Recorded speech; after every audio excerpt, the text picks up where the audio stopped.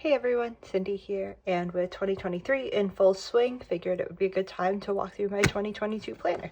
This is the second time I'm trying to film this video, so hopefully it'll be a little more efficient and that the video doesn't end up being an hour long. But without further ado, let's get into it. So this is my 2022 Hobonichi cousin. You can tell it's gotten pretty chunky.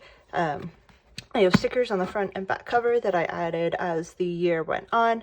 Cover is a cover from Lauren Phelps Designs, and I like it because it has these little pockets in the corner, and that's been fun, and it's held up really well for entire year.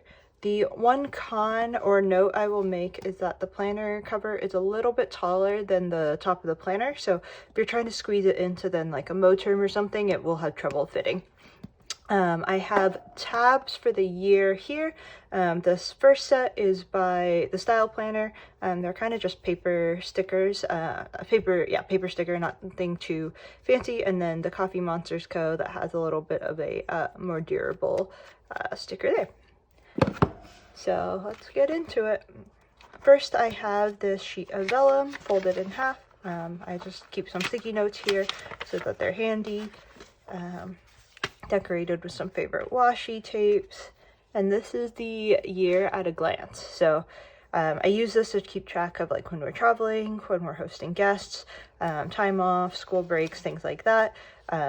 Didn't use too much on 2023, but just highlighted a few dates. The Hobonichi cousin actually comes with a 2021 planner up here, but I never referenced the previous year here, so I covered it and put a little index for the color coding and system that I was using on this page. Next, we go into the index pages. So here I use them as a overview of what goes on the daily pages because I don't really use them for daily planning, and color code them kind of by category. So this was the color categories for the first half of the year. I ended up with a lot more like browns and greens than I expected, and didn't love how that turned out. So then for the second half of the year, changed the color coding, and that's what it looks like. At the very top, I have some social media stats, and then at the bottom here, it's 2023 dates. So as a reminder, this is my 2022 planner, and this is where I keep track of events or birthdays or things that I need to remember for the following year. Next, we get into the monthly pages. I didn't really use December because I was still in my previous year planner. And then we have January, February. This one I used the kit from the Coffee Monsters Co. It's a kit from Virgo and Paper. This is a really old Some Little Things kit.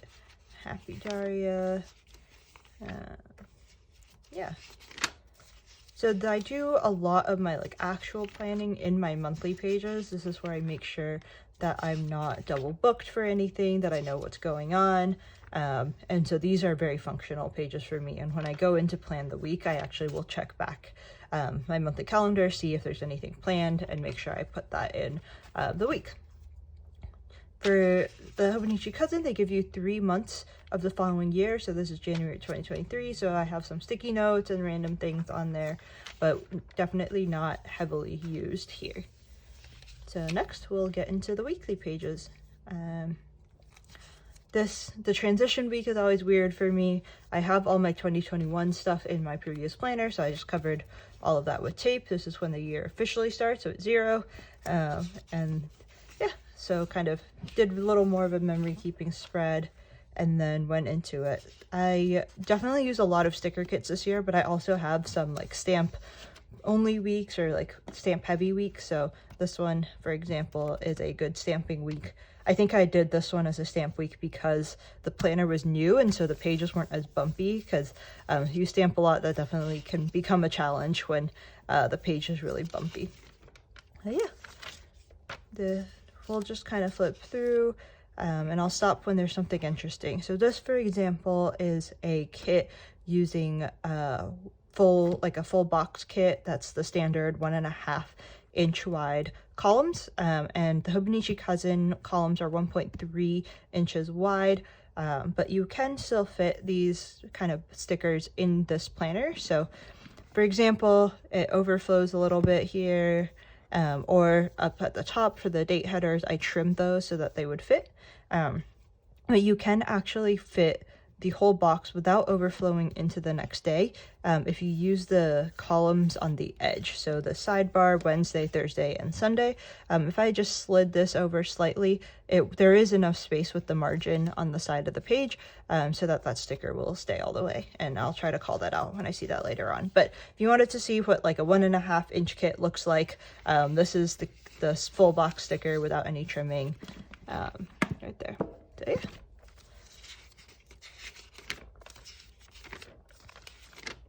One of my favorite things that I did with this planner is I have these little I'm okay stamps on the left sidebar of every week. They're kind of like half affirmation, half mood tracker kind of.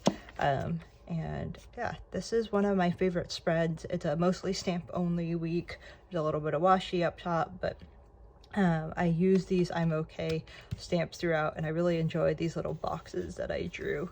They're just a lot of fun. So the nice thing about stamps is you can always just not ink part of the stamp. So this is the I'm okay stuff here, but then if we look at like this one, this is the same as the mood tracker from the previous week. I just didn't ink that part. So that's been a lot of fun to play with stamps like that.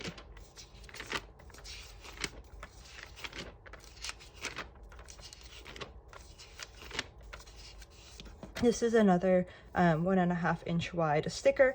You can see here that it goes slightly into the Monday timeline, but if I actually just slid it over and covered a little more of the tab, there's enough space for it to completely line up. And that's kind of more of what the sticker underneath is, where it's closer to the line and then just kind of hangs a little more into the margin.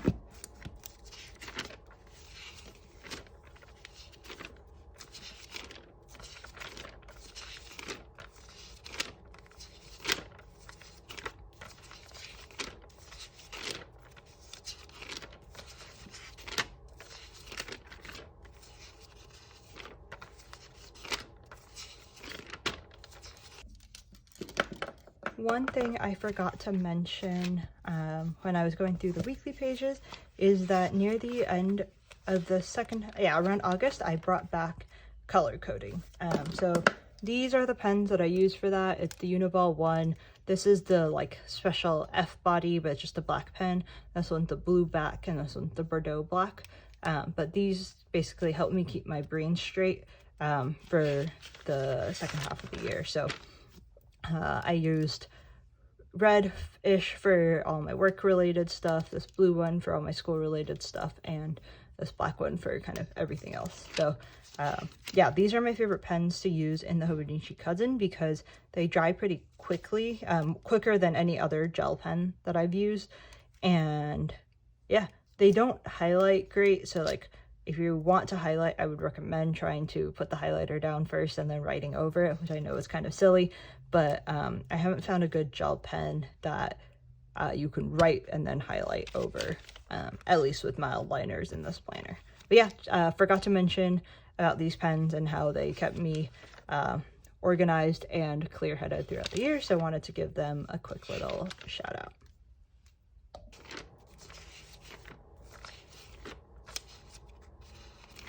I definitely used a lot of kits in this planner, partially because I knew I was going to be switching away from the Hobonichi Cousin for the next year, so I wanted to use as many of those kits as possible. But this is another one of the 1.5 inch wide full boxes, and this is what I was talking about earlier. If you just line it up with the edge, it'll just overflow a little bit into the margin, and these will still fit on any of the edge columns. But if you don't mind a little bit of overflow, they'll just go slightly about like half a box into the two columns on the side.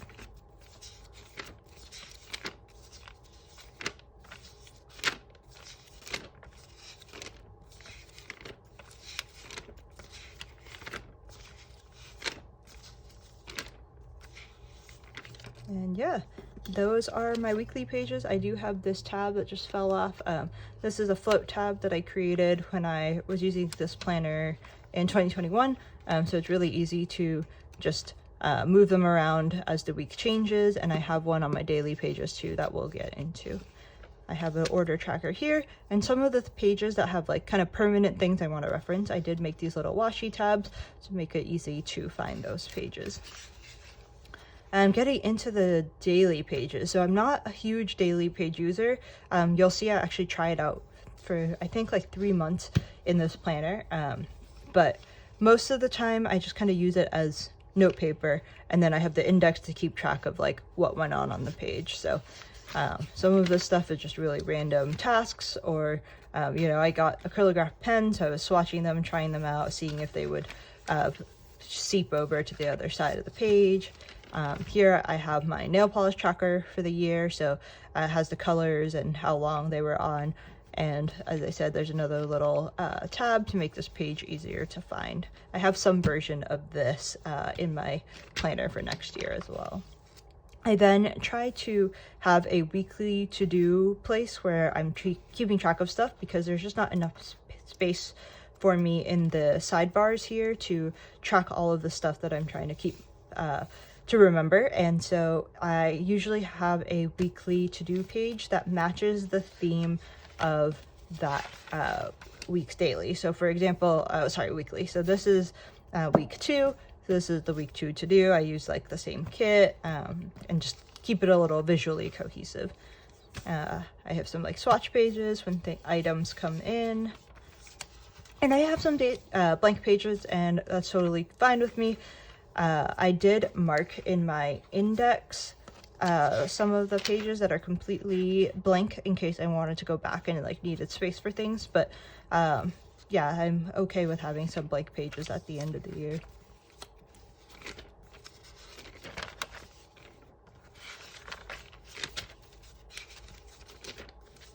At the end of each month, I did a little reading summary. So the big covers are the books that I finished. The small ones are the ones that are in progress. And there's a little summary at the end of each month. In February, I tried to put the projects here to be more like, so I wasn't copying them every week. But I don't think I referenced back to this page very well. And February is where I decided to try using my daily pages. I have them, might as well just see if it'll work.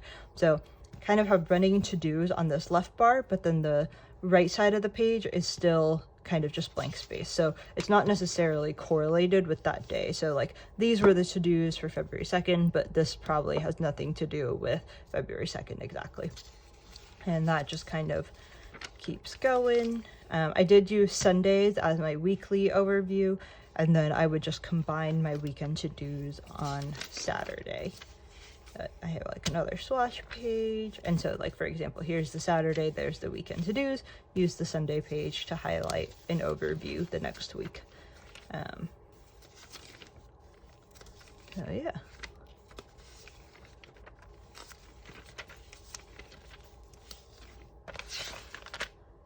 There's February's books, then, you know, the weekly overview, projects again on that page. I have a purchase list here, which I actually start every month with.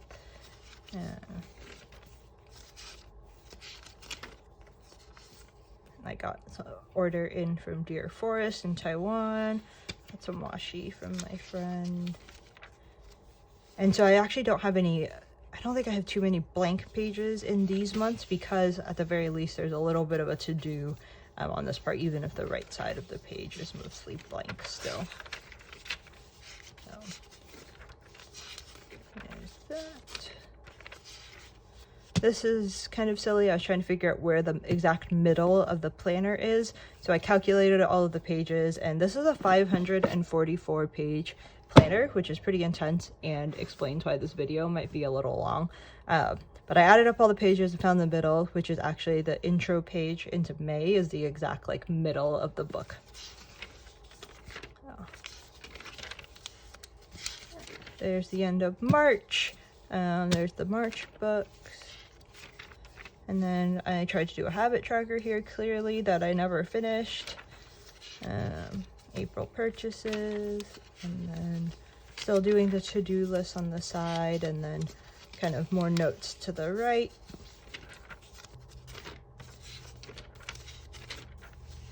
Here's a national park tracker.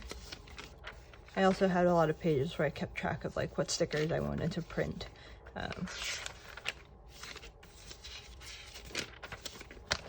blank pages. I think we must have had a busy week. I'm not sure why all of those are blank actually. April, I actually didn't read, I think, at all, so instead of a full page, I just have this in progress. That was a book that I had started but didn't finish yet. Did the projects again. This is the May purchases overview. This is like incoming washi, so like items that I had coming in, maybe they were pre-orders, and just wanted to make sure I had enough space to store everything. And then did a packing list here. And then at this point, I stopped doing the kind of daily to-do list and just put them all into one page. I would start with Monday and then just, you know, as the day finished, write the next day, and put it all onto one page. Tried that for a little bit.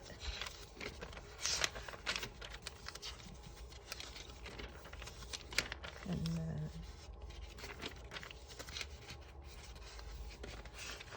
there's my May books. All right, finally, I think at the very end of the month, started reading again. June, I think I stopped using this page, the projects overview. Wasn't something I was going back to look at. I have my purchases here. This is a grid packing list, so you'll notice this is another one of my tabbed pages. This is something I started doing way back in my passion planner days, and it's really helpful for me to make sure I'm not forgetting anything because I'm working from the same kind of general packing list every time. My clothes are not on this one because that's something that changes from trip to trip, but like toiletries, electronics, things like that. This helps me make sure that I have everything that I need. And it's easy to be like, oh, I don't need to bring makeup on this trip, and just like skip it. So this is something I love, and I actually have this in my take a note for next year. At this point, I attempted to do the like important and urgent, not important like grid thing, and I tried it for a few weeks, but it ultimately didn't work great for my brain, so I stopped. But I tried to use this as like the task dump, and then would schedule it on a day if I needed to. So yeah, I tried that for a little bit, but it wasn't the favorite for my brain. But like I did it again here. There's the weekly to-do list, another packing list, some blank pages, some mild liner color. So this was an order I made from Yoseka, and then I wanted to swatch out all of my mild liners just to see kind of the color differences. So that's that. This was Simply Gilded Pre-Sale Washi, June books. There's the July page, purchases. I got some souvenirs in here, to-do list. Apparently started brainstorming for my 2023 planner in July, which seems a little early, but you know, planners gotta do what planners gotta do. More washi swatches. And so having so many blank pages, part of the reason why I decided to switch away from the cousin, because this planner definitely is pretty heavy and I have a lot more pages in here than I need. So that's a big motivating factor for trying something new for 2023. And this is some washi swatches from a friend.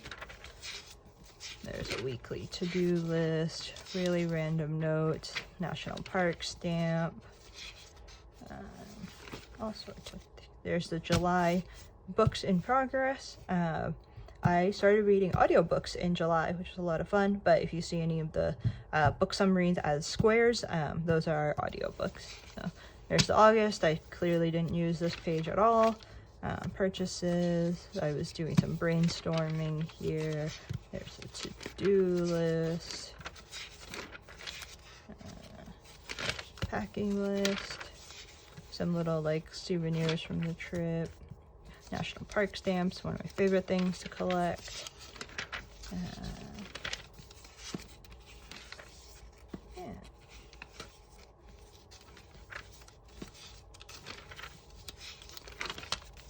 August books, September. Ooh, my friend brought me back so many goodies from Taiwan, so I was able to make a little page with all of the stuff that she brought me and also some of her items.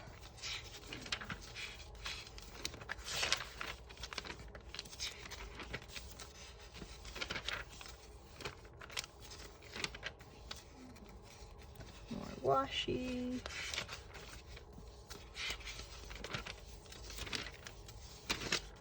Ooh, in September, I got these sticky notes from Appointed Co.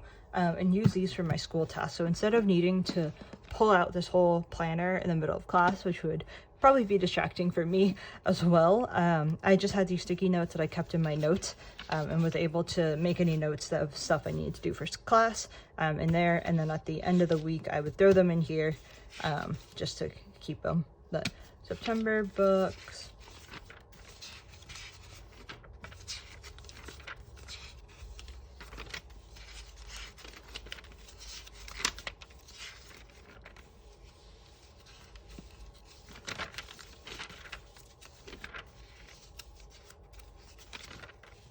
Oh, that's another packing list.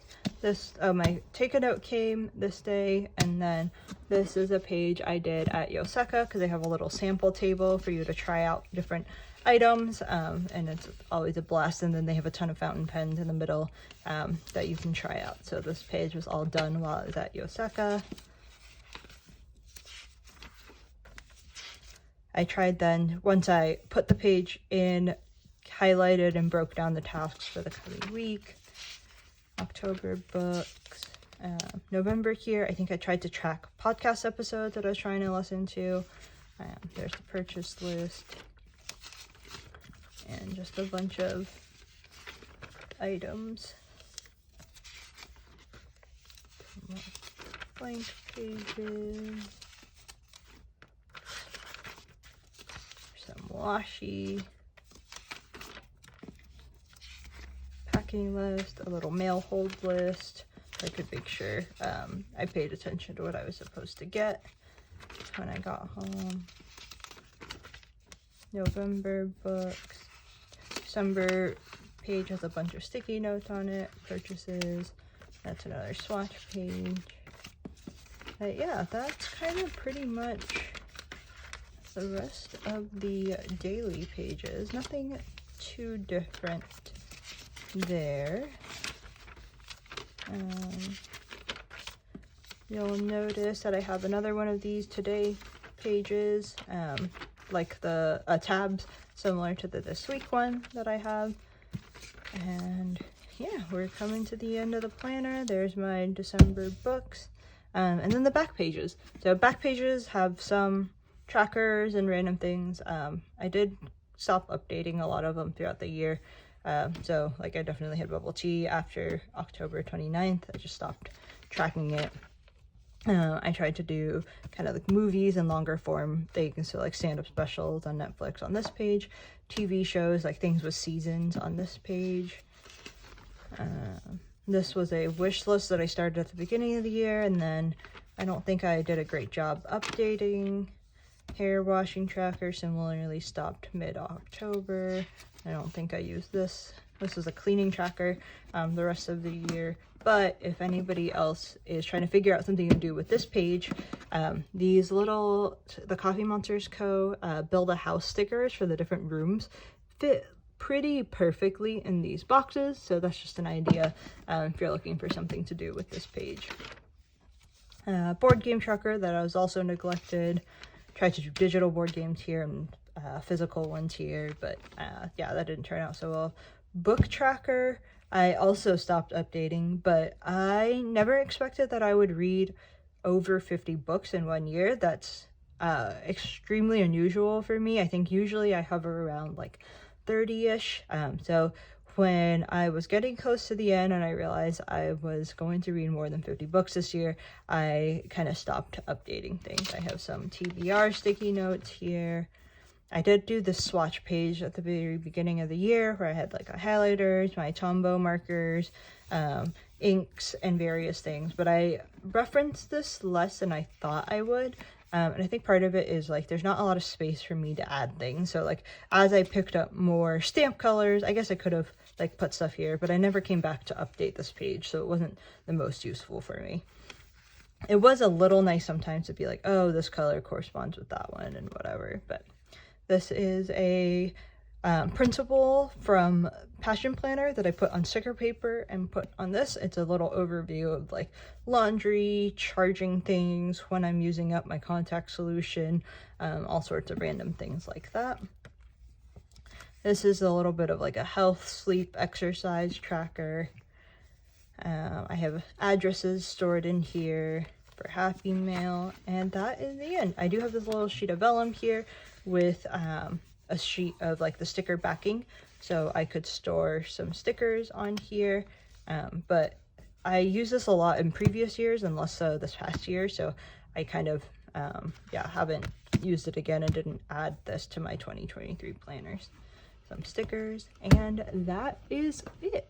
Thanks so much for sticking around for this very long planner walkthrough, but if you have any questions about anything, feel free to drop them in a comment and I will do my best to answer them below.